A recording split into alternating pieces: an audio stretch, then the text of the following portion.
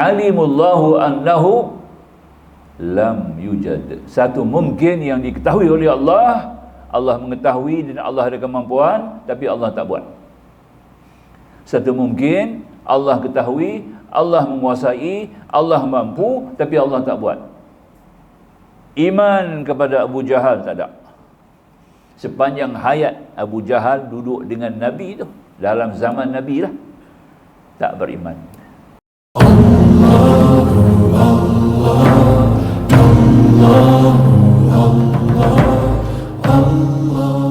Asyiral Hudar, InsyaAllah kita awali dengan Risalatul Tauhid muka surat 46 bawah tajuk sifat yang bertakluk.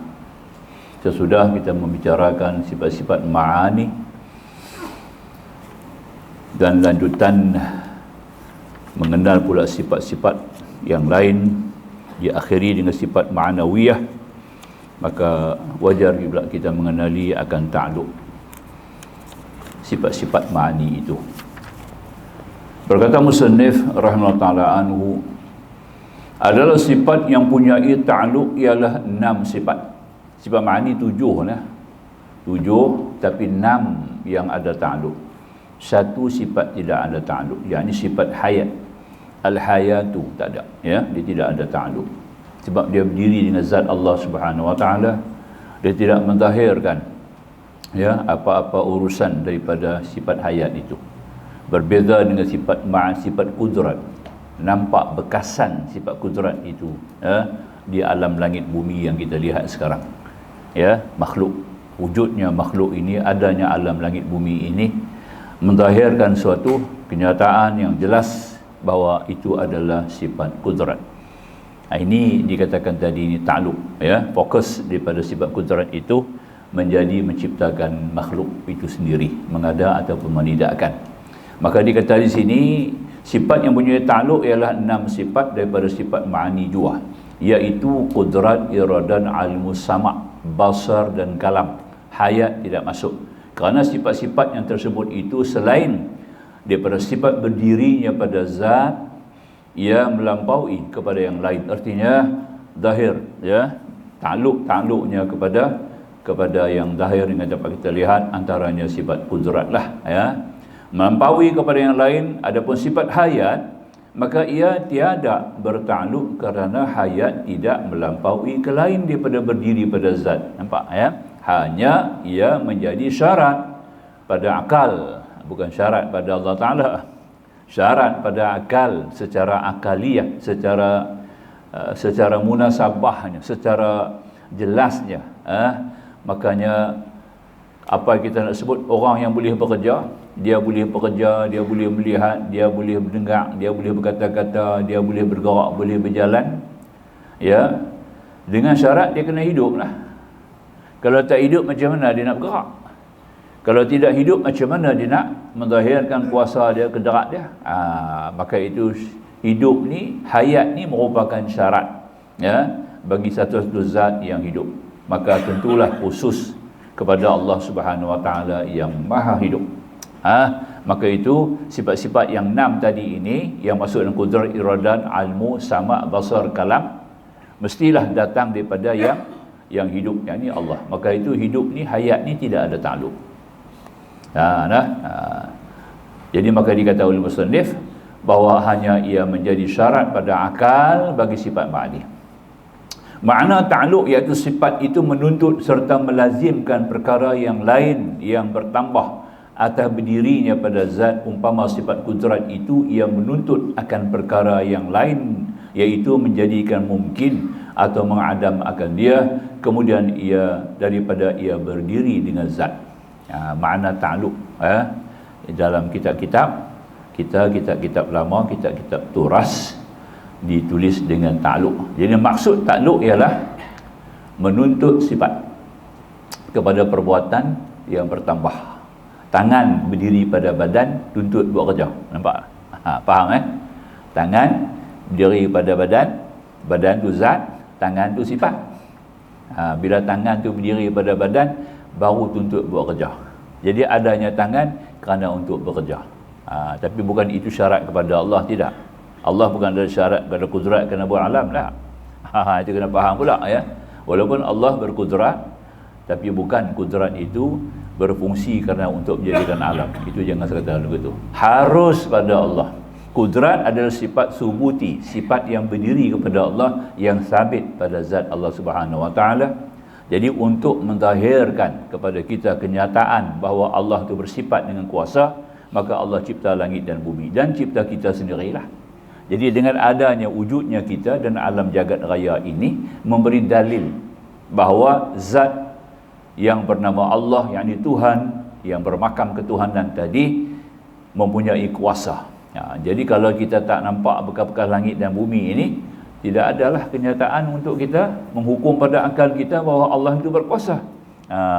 Maka itu jelasnya disebut di sini bahawasanya sifat kudrat sebagai contohnya, yang ini umpama sifat kudrat itu yang menuntut akan perkara yang lain, iaitu yang menjadikan mungkin atau mengadam akan dia. Mungkinat ni adalah satu di antara ta'rif kepada makhluk. Makhluk ni ada 4 nama lah kita panggil makhluk. Yang pertama makhluk kerana datang daripada sifat khaliq. Yang kedua dia alam, dia panggil alam, ya. Yang ketiga kita panggil kainat ataupun mungkinat, ya, mungkinat. Itu makna kita sebut dia adalah di antara nama-nama lah, nama-nama. Dan yang akhir sekali dia adalah merupakan jirim. Jirim, daripada jirim ada jisim, ada arat, ada jauhar. Bila ada jauhar adalah yang disebut sebagai mungkin tadi. Makanya mungkin ni kita dah sebut dulu awal sebelum ini, di mana mungkin atau makhluk sama istilahnya, ya. Kita nak panggil kita ni boleh panggil mungkin, kita juga boleh panggil alam, kita juga boleh dipanggil makhluk, ya, boleh serba-serbi. Maka apa disebut sebagai makhluk ataupun alam ataupun jirim ataupun mungkinat ini adalah terbit daripada sifat Allah Subhanahu Wa Taala, yakni sifat kudrat. Itu memberi erti bahawa Allah bersifat dengan sifat kuasa. Itu faham dia, ya. Jadi maknanya itu disebut oleh musannif. Maka makna ta'alluq itu adalah menuntut sifat kepada perbuatan yang bertambah. Ada tambahan perbuatan Allah tu kita dapat lihat, atau perbuatan yang ditingkatkan mengikut kehendak Allah Subhanahu Wa Taala. Untuk memahamkan istilah satu daripada jurusan ilmu di dalam sifat 20 ini, terlebih dahulu perlu kita faham istilah ini, ya. Maksud ta'alluq, apa dia punya maksud? Ta'alluq itu bermaksud menguasai, boleh, mena'luki, boleh, menggerakkan, boleh, memerintah, boleh, dan sebagainya, atau dikenali sebagai sifat ma'nawiyah di dalam sifat 20. Nampak tak? Baru kita kaitkan dengan sifat ma'nawiyah. Sifat ma'nawiyah itu adalah nama zat yang bersifat dengan segala sifat-sifat yang sempurna. Contohnya sifat kudrat. Sifat kudrat tu bila berdiri kepada zat Allah, maka dipanggil qadirun. Qadirun tu adalah zat Allah sebagai yang mempunyai sifat kuasa yang menjadi. Jadi kudrat sifat berdiri kepada zat Allah, maka dipanggil qadirun. Jadi qadirun itu adalah nama bagi Allah Subhanahu Wa Taala yang bersifat dengan sifat kudrat. Nampak tak? Jadi apapun yang jadi, kita hari ini kita tak kata langit bumi ni jadi dengan kudrat. Itu tak boleh cakap macam tu pula. Siapa jadikan langit dan bumi? Allah. Terus kepada ma'nawiyah, terus kepada qadirun. Tak boleh kata siapa jadikan bumi? Kudrat.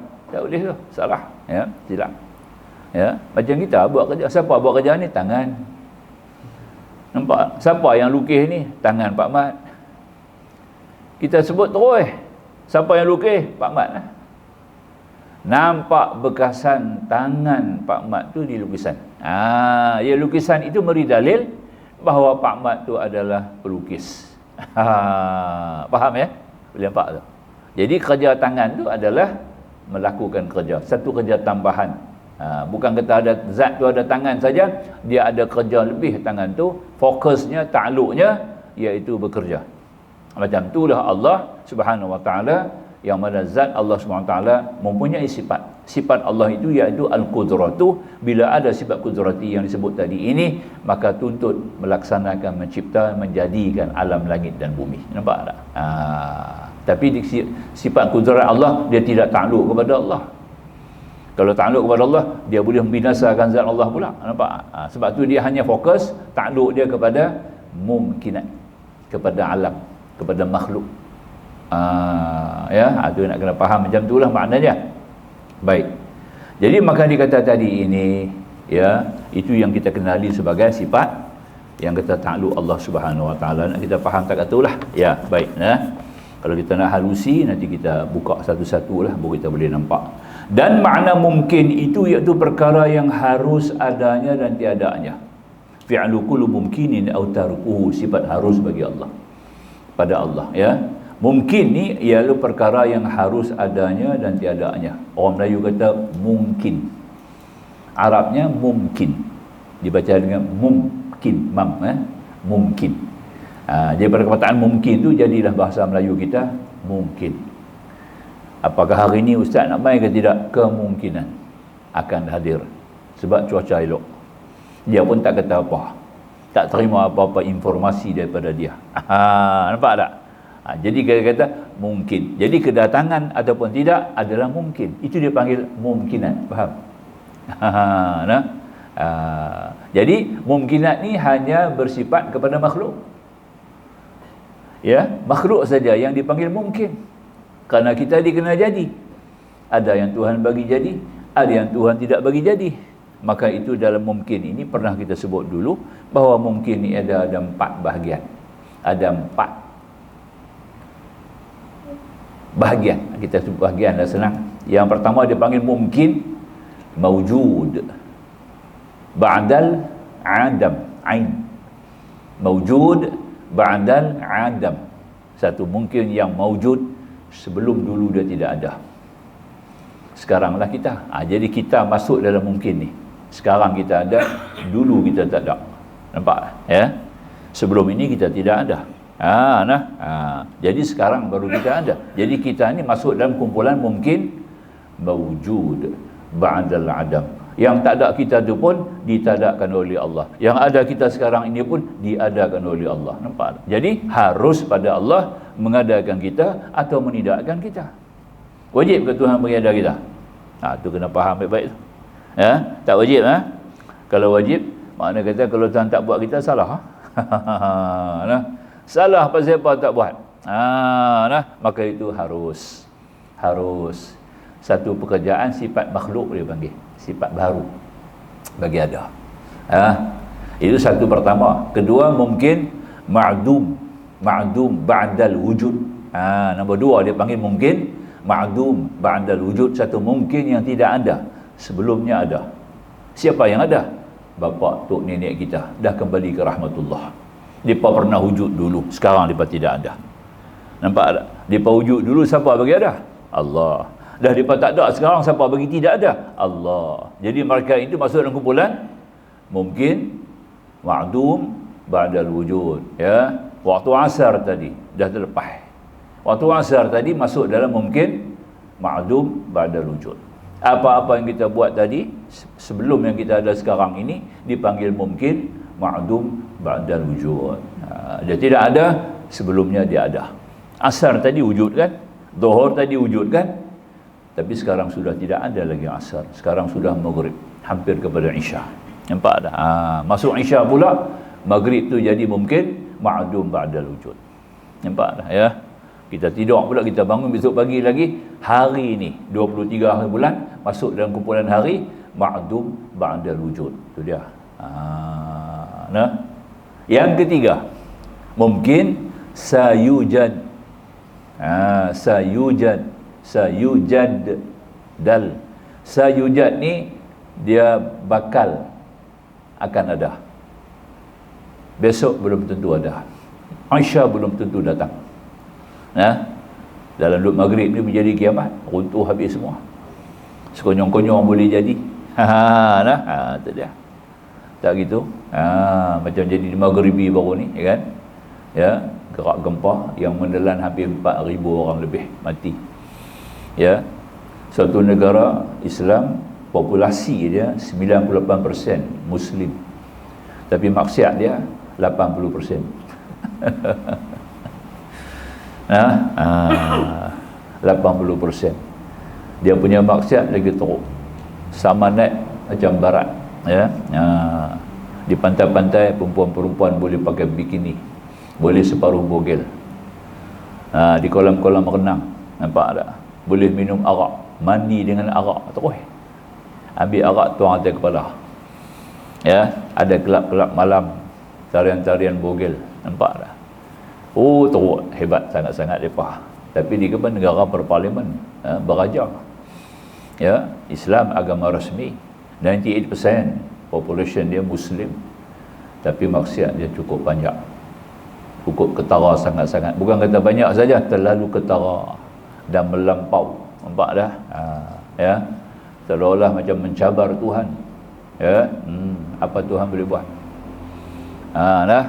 Itu dia. Seolah-olah macam itulah.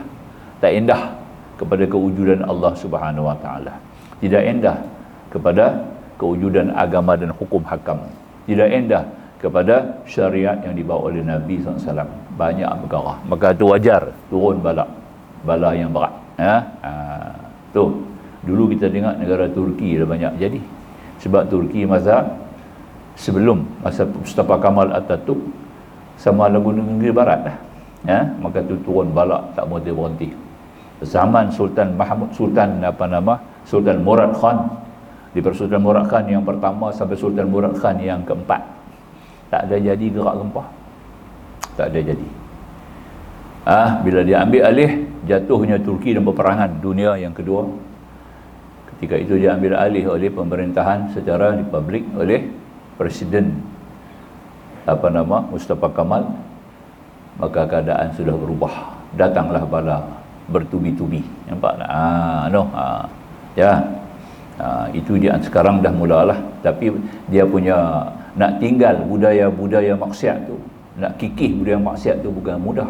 Sebab dia sudah merebak, ya. Virus maksiat tu sudah sampai kepada peringkat 70% di Turki. Ya, nak basmi dia cukup lambat sikitlah, makan masa, ya. Nak balik kepada asal, makan masa. Sebab rakyat dia sudah hilang pegangan agama. Sampai tidak tahu apa dia Fatihah pun ada. Tak tahu apa dia Fatihah, suruh baca.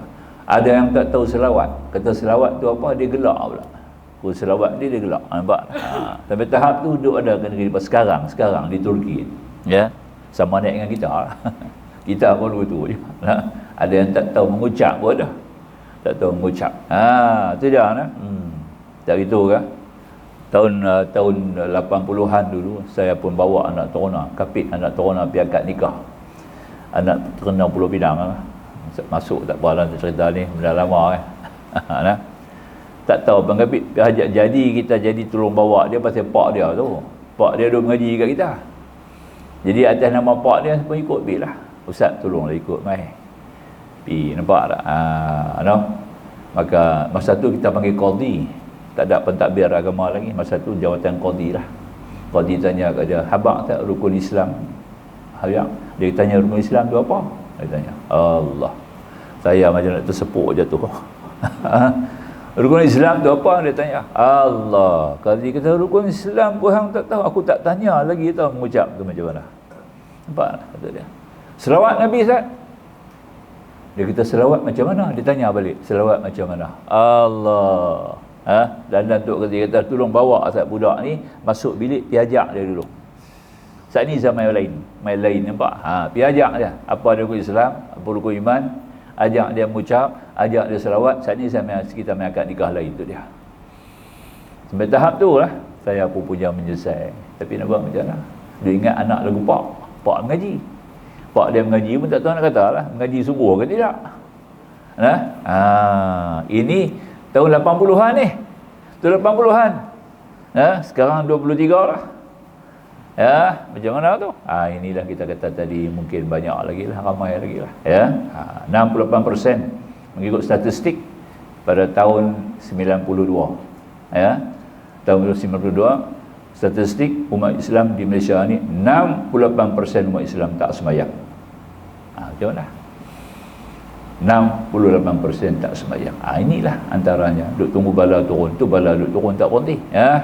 Itu dia lah. Itu kita nak ambil kira. Balik kita kepada apa kita mengaji sekarang lah. Baik.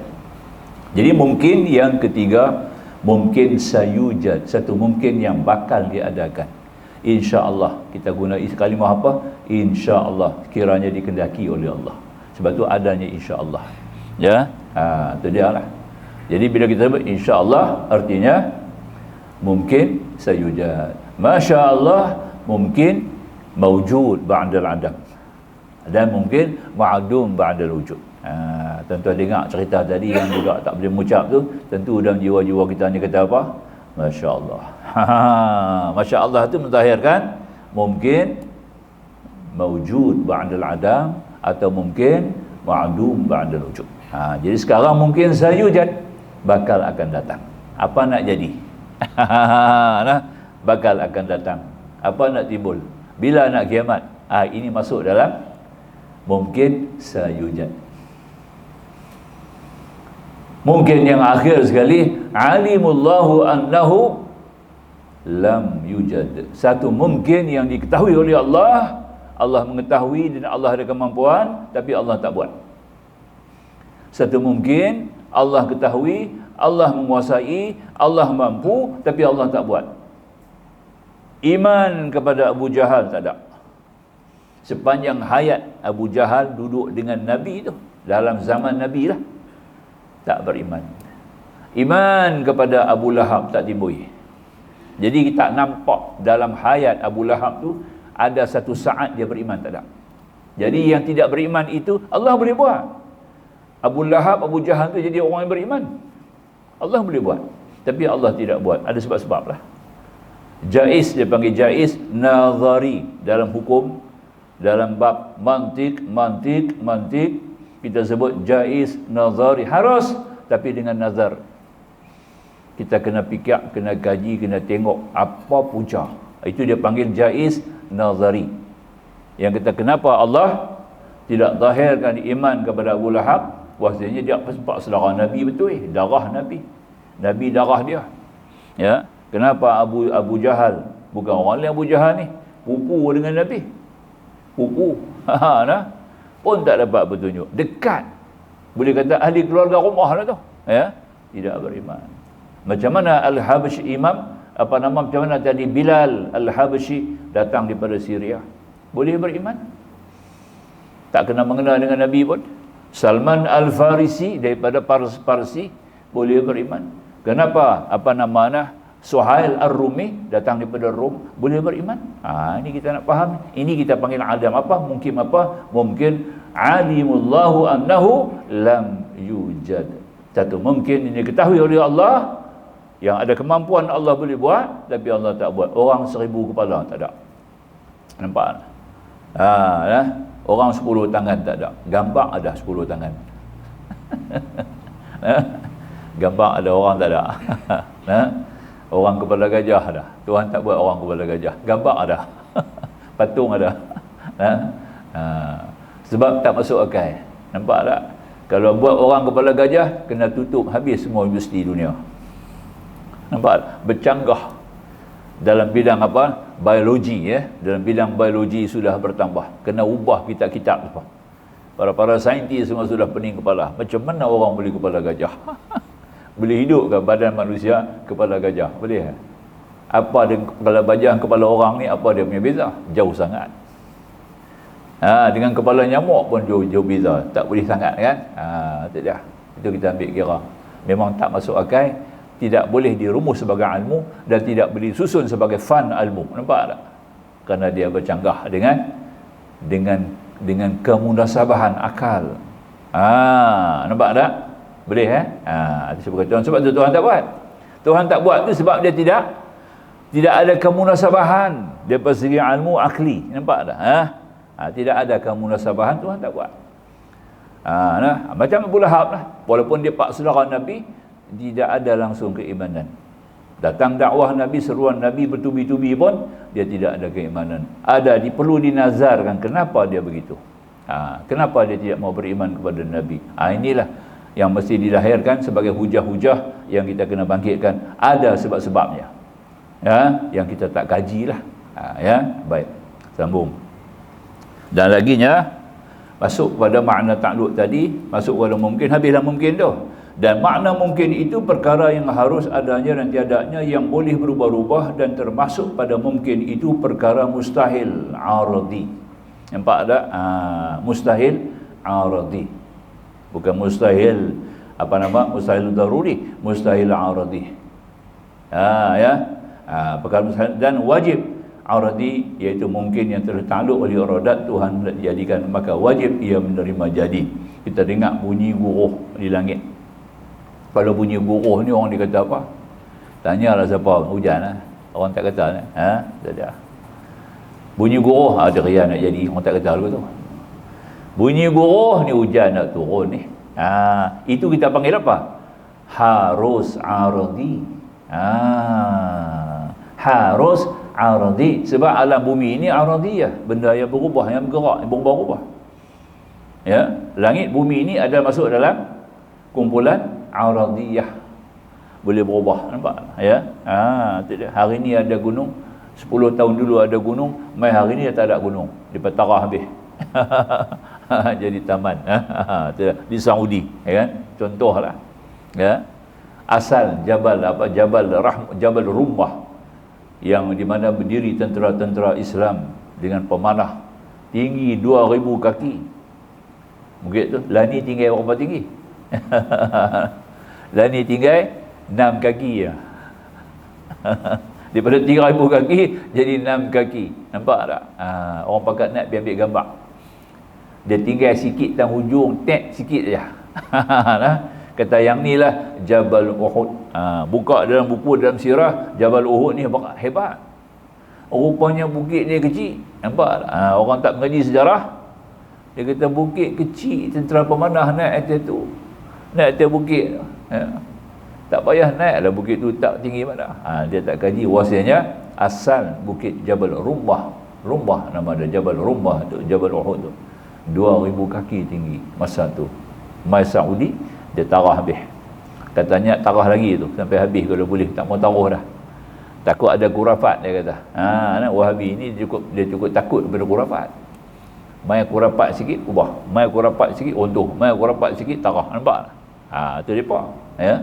Jadi makanya tidak jadilah benda ya. Hanya kita nak faham, kita panggil aradi. Kita ni aradi lah. Ada tuanya, ada muda, ada sihatnya, ada sakitnya ya. Tu dia, berubah-ubah. Ya. Tengok 10 tahun dulu gemuk, mai lepas 10 tahun tengok kurus. Tu aradi lah tu. Harus aradi, nampak tak? Harus aradi. Pasal apa dia kurus? Pasal apa jadi kurus? Pasal kencing manis, jadilah kurus kering. Kurus kering dia panggil. Kering tu pasal apa? Tak nampak tu kurus lah. Tu kurus ni nampak dah. Macam batuk kering kan. Macam tu lah. Kurus kering. Jadi bila kita tengok pasal apa ni? Dulu ni badan besar ni, gemuk elok lah. Cabi, sekarang ni dah kurus kering. Dia kata kencing manis. Kita nanti kata apa? Daripada harus ardi tadi sudah jadi wajib ardi. Patut. Silakan muazzin segala hormat mengumandangkan azan.